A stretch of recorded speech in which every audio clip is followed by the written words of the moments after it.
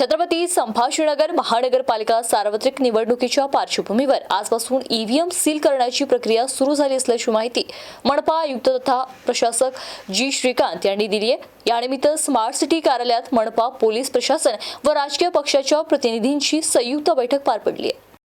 मतमोजणी केंद्रांवर जागेच्या मर्यादेमुळे प्रत्येक नोंदणीकृत राजकीय पक्षाने प्रत्येक पॅनलसाठी एकच प्रतिनिधी नियुक्त करावा असे निर्देश देण्यात आले। मतदान केंद्रांच्या आत व 100 मीटर परिसरात मोबाईल वापरण्यास बंदी असून मोबाईल आढळल्यास जप्तीची कारवाई केली जाणार आहे। उमेदवारांना दिवसभरात जास्तीत जास्त 3 वेळाच मतदान केंद्रास भेट देता येणार असून मर्यादित वेळ थांबण्यासच परवानगी असेल। आचारसंहितेच्या काळात ड्रोन व एअर बलून वापरासाठी पोलीस परवानगी बंधनकारक राहणार आहे।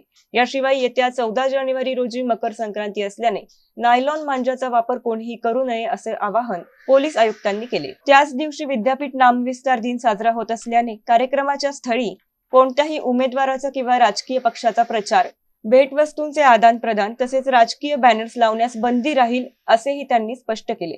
निवडणूक प्रक्रिया कायद्याच्या चौकटीत शांततेत व पारदर्शकपणे पार पाडण्यासाठी सर्व घटकांनी नियमांचे पालन करावे असे आवाहन प्रशासनाकडून करण्यात आले आहे। या बैठकीस पोलीस आयुक्त प्रवीण पवार, पोलीस उपायुक्त नवले, उपायुक्त तथा निवडणूक विभाग प्रमुख विकास नवाळे, कार्यकारी अभियंता अमोल कुलकर्णी, सहाय्यक आयुक्त ऋतुजा पाटील यांच्यासह विविध राजकीय पक्षांचे प्रतिनिधी आणि वरिष्ठ अधिकारी उपस्थित होते।